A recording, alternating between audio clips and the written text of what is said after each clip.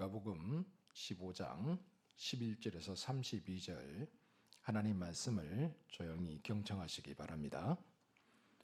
또 이르시되 어떤 사람에게 두 아들이 있는데 그 둘째가 아버지에게 말하되 아버지 재산 중에서 내게 돌아올 분깃을 내게 주소서 하는지라. 아버지가 그 살림을 각각 나누어 주었더니 그 며칠이 안 되어 둘째 아들이 재물을 다 모아가지고 먼 나라에 가 거기서 허랑방탕하여 그 재산을 낭비하더니 다 없앤 후 그 나라에 크게 흉년이 들어 그가 비로소 궁핍한지라. 가서 그 나라 백성 중 한 사람에게 붙여 사니 그가 그를 들로 보내어 돼지를 치게 하였는데 그가 돼지 먹는 쥐염 열매로 배를 채우고자 하되 주는 자가 없는지라. 이에 스스로 돌이켜 이르되 내 아버지에게는 양식이 풍족한 품꾼이 얼마나 많은가. 나는 여기서 추려 죽는구나. 내가 일어나 아버지께 가서 이르기를 아버지 내가 하늘과 아버지께 죄를 지어 싸우니 지금부터는 아버지의 아들이라 일컬음을 감당하지 못하겠나이다. 나를 품꾼의 하나로 보소서 하리라 하고 이에 일어나 아버지께로 돌아가니라. 아직도 거리가 먼데 아버지가 그를 보고 측은히 여겨 달려가 목을 안고 입을 맞추니 아들이 이르되 아버지 내가 하늘과 아버지께 죄를 지어 싸우니 지금부터는 아버지의 아들이라 일컬음을 감당하지 못하겠나이다 하나 아버지는 종들에게 이르되 제일 좋은 옷을 내어다가 입히고 손에 가락지를 끼우고 발에 신을 신기라. 그리고 살찐 송아지를 끌어다가 잡으라. 우리가 먹고 즐기자. 이 내 아들은 죽었다가 다시 살아났으며 내가 잃었다가 다시 얻었노라 하니 그들이 즐거워하더라.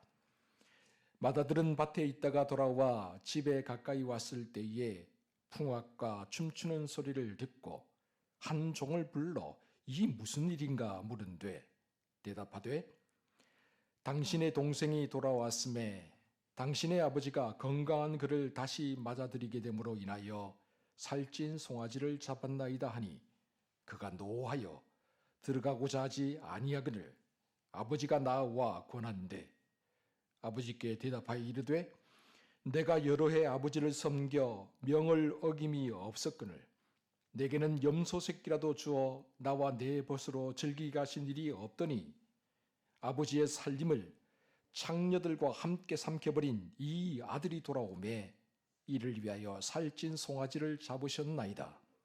아버지가 이르되 예, 너는 항상 나와 함께 있으니 내 것이 다 내 것이로되 이 동생은 죽었다가 살아났으며 내가 잃었다가 얻었기로 우리가 즐거워하고 기뻐하는 것이 마땅하다 하니라. 아멘. 할렐루야. 하나님께서 이 시간 크신 은혜와 사랑을 우리 모두에게 베풀어 주실 줄 믿습니다. 윤동주의 길이라는 아주 유명한 시가 있습니다. 한번 들어보시기 바랍니다. 길, 윤동주. 잃어버렸습니다. 무얼 어디다 잃어버렸는지 몰라 두 손이 주머니를 더듬어 길게 나아갑니다. 돌과 돌이 끝없이 연달아 길은 돌담을 끼고 갑니다. 담은 쇠문을 굳게 닫아 길 위에 긴 그림자를 들이우고 길은 아침에서 저녁에서 아침으로 통했습니다. 돌담을 더듬어 눈물 짓다 쳐다보면 하늘은 부끄럽게 푸릅니다.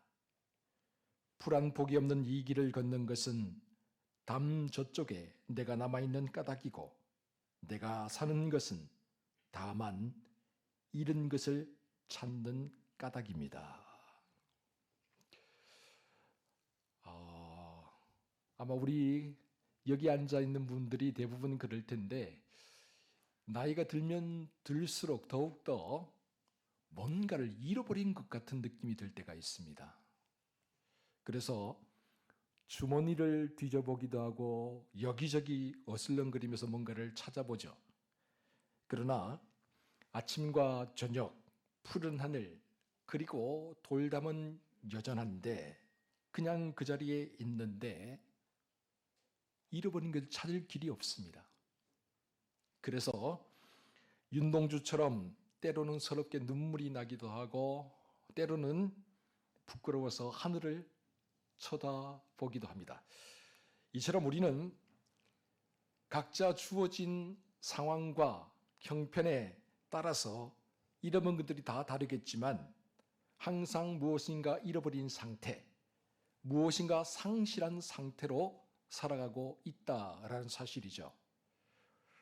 오늘 본문은 우리가 흔히 탕자의 비유라고 말하는 이야기입니다. 다시 말해서 잃은 아들을 되찾은 아버지의 비유입니다. 오늘 본문을 이해하기 위해서는 누가복음 15장 전체를 한 덩어리로 살펴볼 필요가 있습니다. 그렇다면 주님은 어떤 상황에서 오늘 이 본문 말씀을 들려주고 계신 걸까요? 누가복음 15장 1절, 2절, 15장 서두를 보면 이렇게 되어 있죠. 우리 함께 같이 읽어보도록 하겠습니다. 시작. 모든 세리와 죄인들이 말씀을 들어 가까이 나오니 바리새인과 서기관들이 수군거려 이르되 이 사람이 죄인을 영접하고 음식을 같이 먹는다 하더라. 아멘. 여러분 보시는 바와 같이 누가복음 15장 1절과 2절을 보면 두 부류의 사람이 나오고 있죠. 먼저 한 부류는 세리와 모든 죄인들입니다. 그리고 또 다른 부류는 바리새인과 서기관들입니다. 이 모든 세리와 죄인들은 주님의 말씀을 들으려고 주님께로 가까이 나왔다. 그렇게 되어 있고 바리새인과 서기관들은 그런 세리와 죄인들 또 그와 어울리는 예수님의 모습을 팔짱을 끼고 쳐다보면서 왜 저렇게 할까? 라고 그렇게 질문을 던지고 있는 모습을 우리가 확인해 볼 수가 있죠. 그러면서 바리새인과 서기관들은 말합니다. 이 사람이 죄인들을 영접하고 죄인들과 함께 음식을 나누어 먹는구나. 있을 수 없는 이야기라는 거죠. 이런 상황에서 주님은 이런 것들에 대한 삼중 비유 세트를 들려주고 계십니다. 잃은 양을 찾은 목자의 비유, 그리고 잃은 드라크마를 찾은 한 여인의 비유, 그리고 마지막으로 잃은 아들을 되찾은 아버지의 비유를 지금 베풀고 주고 계시는 거죠. 특히 오늘 본문은 모든 세리와 죄인들 그리고 바리새인과 서기관들 이 두 부류의 사람들이 어떤 마음 상태를 가지고 있는가, 그들이 평소에 가지고 있는 종교적인 신념이 무엇인가를 우리에게 분명하게 보여주고 있는 이야기입니다. 이제 본문 내용을 한번 살펴보겠습니다. 여러분 어떤 아들에게 두 명의 아들이 있었죠. 그런데 어느 날 둘째 아들이 아버지에게 오더니 이렇게 말합니다. 아버지가 죽으면 어차피 저에게 유산을 물려줄 거잖아요. 그 유산을 미리 저에게 물려주십시오. 여러분 이것은 있을 수 없는 이야기죠. 여러분 이 말이 무슨 말이냐면 아버지 얼른 죽으세요. 그래야 내가 유산을 받을 수 있는데 지금 안 죽으니까 유산을 받지 못하는 거예요. 이 말하고 똑같은 말입니다. 불효막심에도 이런 불효막심한 아들이 있습니까?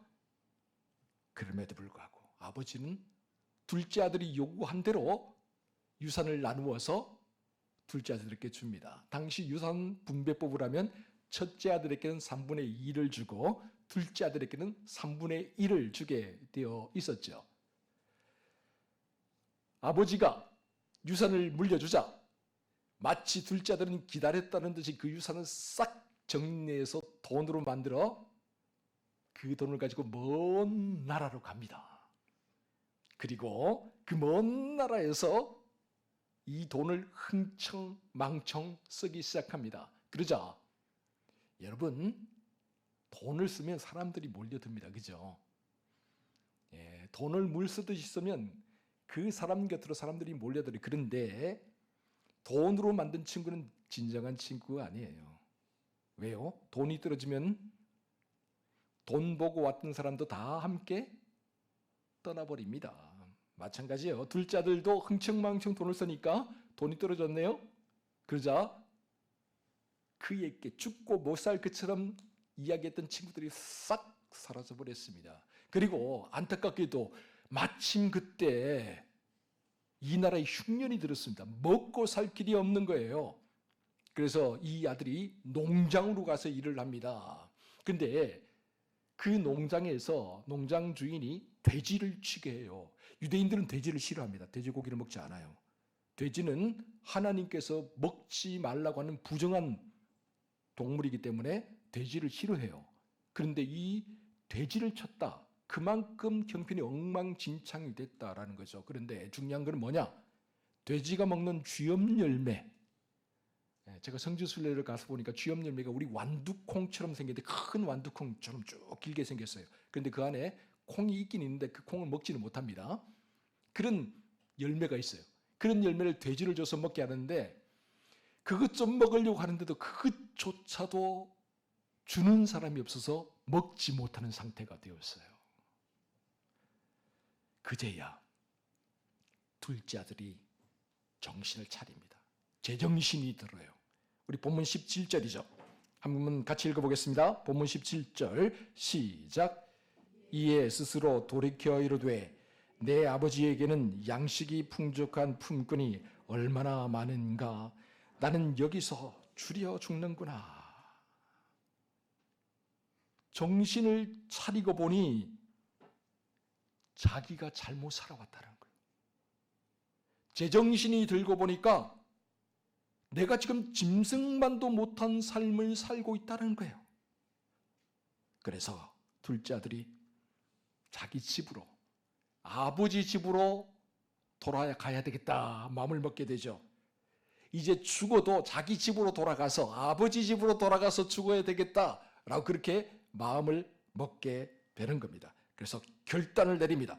우리 이 둘째 아들의 결단 한번 볼까요? 본문 18절 19절입니다. 함께 읽어보겠습니다. 시작. 내가 일어나 아버지께 가서 이르기를 아버지 내가 하늘과 아버지께 죄를 지었사오니 지금부터는 아버지의 아들이라 일컬음을 감당하지 못하겠나이다. 나를 품꾼의 하나로 보소서 하리라 하고. 아멘. 이제 아들이고 뭐고 다 내려놓고 나를 품꾼의 하나로, 나를 종의 하나로 생각해 달라. 그런 마음을 가지고 둘째 아들이 다시 자기 집으로, 아버지의 집으로 돌아갑니다. 그런데 여러분 놀라운 사실은요, 참으로 신기하고 놀라운 사실은요, 그동안 아버지가 이 집 나간 둘째 아들을 애타게 기다리고 있었다는 사실이에요. 우리 본문 20절이 이 사실을 증명해 주고 있는데요. 20절 말씀 천천히 같이 한번 읽어볼까요? 시작. 이에 일어나 아버지께로 돌아가니라. 아직도 거리가 먼데 아버지가 그를 보고 측은히 여겨 달려가 목을 안고 입을 맞추니. 여러분 여기에서 아직도 거리가 먼데 라는 말씀에 한번 주목해 보시기 바랍니다. 아직도 거리가 멀어요. 아들이 돌아오고 있는데 저 멀리 몰락 그렇게 돌아오고 있는 거예요. 그런데 이 아들이 상거지, 거지 중에 상거지가 되어서 돌아오고 있잖아요. 원래의 모습을 알아보기 힘들 만큼 볼품없고 흉측한 모습으로 돌아오고 있잖아요. 그러나 아버지는 알아봅니다. 아직도 거리가 먼데. 다른 사람은 몰라봐요. 보아도 저게 사람인지 누군지 알아볼 수가 없어요. 그런데 아버지는 알아봅니다. 왜 그럴까요? 둘째 아들이 집을 나간 그 순간부터 아버지는 이 둘째 아들을 기다리고 있었기 때문이죠. 다른 사람은 주목하지 않고 알아보지 못하지만 그래서 아버지는 알아봅니다.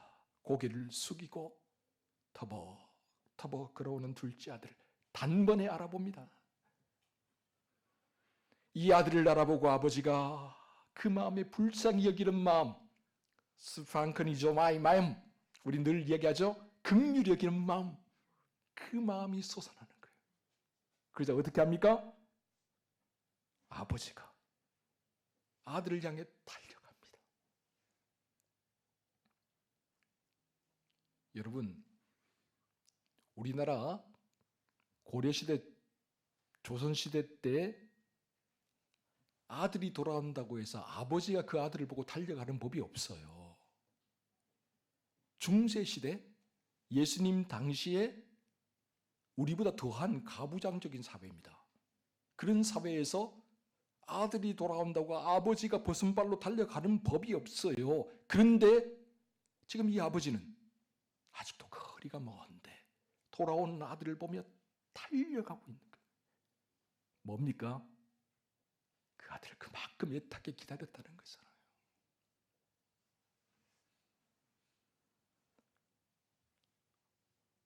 아버지가 달려가서 그 아들을 와락을 안습니다.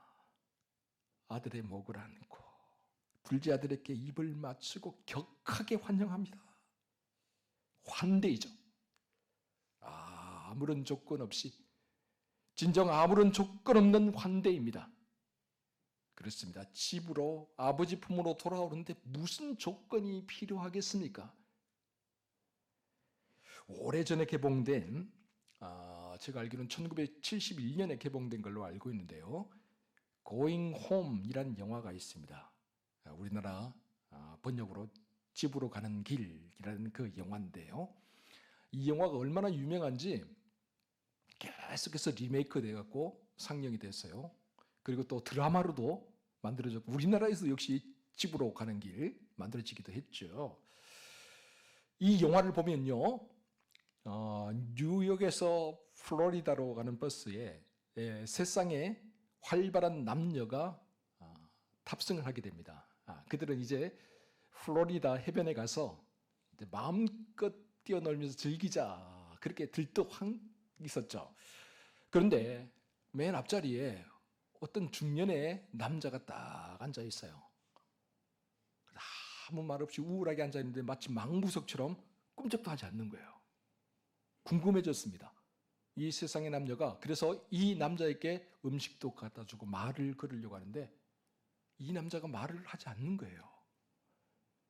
자꾸 접촉을 하면서 이야기하니까 어렵사리 이 남자가 이야기를 시작합니다. 그리고 그가 살아온 인생 이야기를 들려줍니다.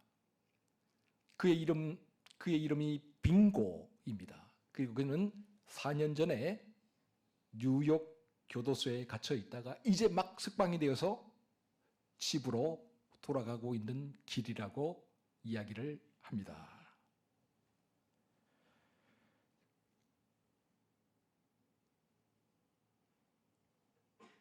감옥에 있는 동안에 내가 아내에게 편지를 썼어. 나는 이제 죄를 지어서 당신과 아이들에게 고개를 들 수 없는 죄인이 되었으니 만약 내가 싫어졌거나 내가 석방될 때까지 기다릴 수 없다면 나를 잊어달라고 했어.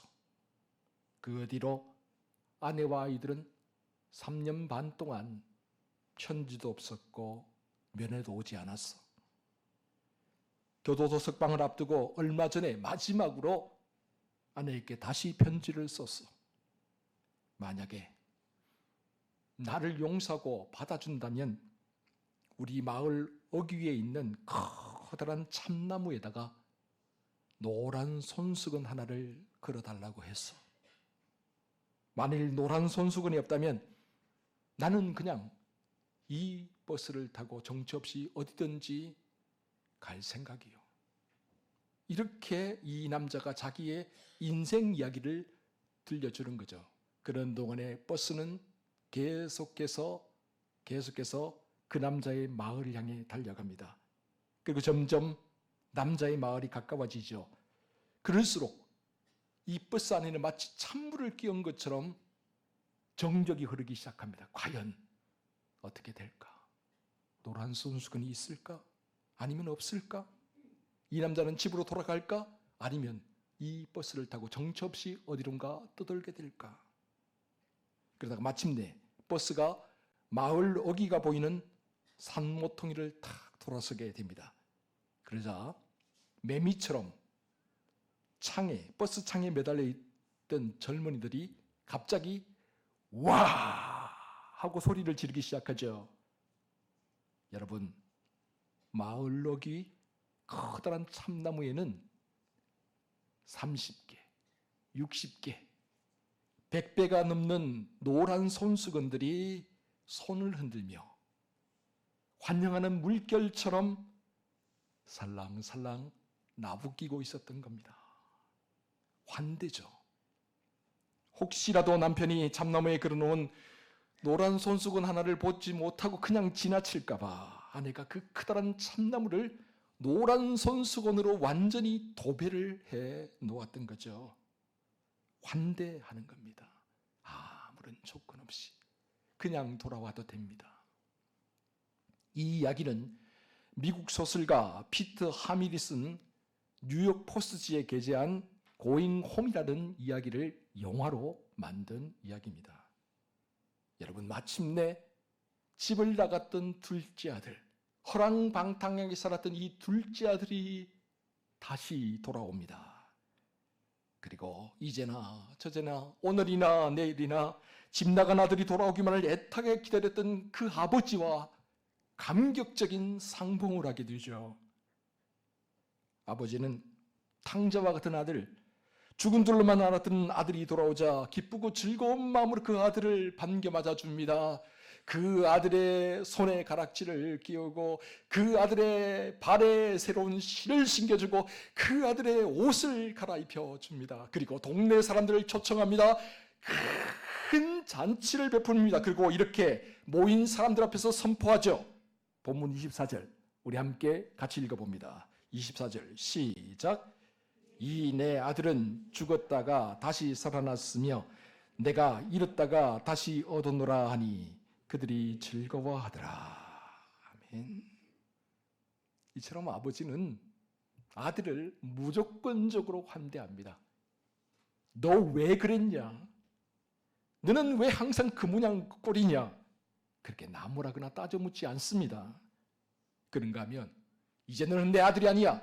노예나 품꾼으로 살아. 이렇게 징계하거나 나무라지 않습니다. 아버지는 돌아온 아들을 당당한 둘째 아들로 원래 모습 그대로 회복시켜 받아주었습니다. 그러자 잔치자리에 모인 사람들도 역시 마찬가지로 기뻐하고 즐거워하며 그 아들의 돌아옴을 그렇게 반겨주죠. 이야기가 여기서 끝났다면 해피엔딩으로 다 끝났겠죠. 많은 목사님들이 여기까지만 이야기를 하죠. 그런데 예수님의 이야기는 여기서 끝이 아니에요. 좀 더 있습니다. 한 장면이 더 있죠. 해피엔딩이 아니라 왠지 낯설은 이야기가 이어지고 있습니다. 자, 둘째 아들이 돌아오자 문제가 발생했어요. 이번에는 맏아들이 등장을 합니다. 첫째 아들. 맏아들이 밭에 나가서 일을 하고 돌아왔는데 집에서 무슨 잔치 소리가 나기 시작하는 겁니다. 자기도 모르게 집에서 잔치가 벌어지다니 이게 무슨 일입니까? 그래서 한 종을 불러서 이게 무슨 일이냐라고 그렇게 물었죠. 그랬더니 종이 이렇게 대답을 합니다. 당신의 동생이 돌아왔습니다. 그래서 아버지가 너무 기뻐해서 그를 위해 살찐 송아지를 잡고 잔치를 베풀고 있습니다. 이 말을 듣고서 맏아들이 경노합니다. 본문 28절 우리 함께 같이 읽어봅니다. 28절 시작. 그가 노하여 들어가고자 하지 아니하거늘 아버지가 나와서 권한대. 당장에 끌어내어서 물고를 내어도 시원찮을 둘째 동생이잖아요. 아버지 재산 다 까먹고 상거지가 되어서 돌아온 자기 동생이잖아요. 불효막심한 동생이죠. 그런데 이 동생을 따져 묻지도 않아요. 나무라지도 않아요. 이 종을 내치지도 않아요. 그러면서 오히려 환대합니다. 그럴 수 없는 일이죠. 어떻게 그럴 수 있단 말입니까? 그래서 맏아들이 분노합니다. 동생에 대한 적개심이에요. 아담의 맏아들 가인이 그의 동생 아벨에게 보여주었던 적개심이에요. 가인은 아벨과 함께 어느 날 함께 제사를 드렸는데 하나님께서 가인과 그의 제물은 받지 않으시고 그의 동생 아벨과 그의 제물은 받아주셨죠. 그러자 분노가 치밀어 올랐습니다. 동생에 대한 적개심이에요. 결국 이 적개심으로 말미암아 동생과 함께 들어있을 때 몰래 동생을 돌로 쳐 죽이게 되죠. 인류 최초의 살인사건이 벌어지게 됩니다. 이처럼 어떤 사람을 향해 적개심을 품는다라는 것은 우리의 인생을 불행하게 만드는 원인이 됩니다. 그런데 오늘 본문에 나온 맏아들은 돌아온 동생을 향해 적개심을 품고 있습니다. 환대하기는커녕 동생을 죽여버리고 싶은 마음이 들었던 것입니다. 이렇게 분노하고 씩씩거리는 맏아들을 보고서 아버지가 친히 밖에 나와서 얘야 그러지 말고 함께 들어가자라고 그렇게 이야기함에도 불구하고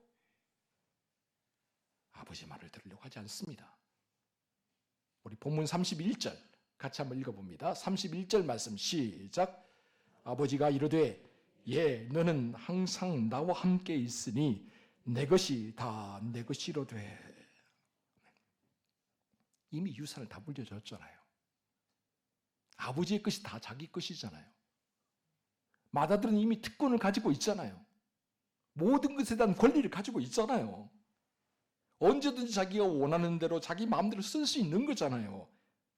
그러나 맏아들은 이 특권을 깨닫지 못하고 아버지가 동생에게 베푸는 자비와 긍휼에만 시선이 꽂혀 있었던 거예요.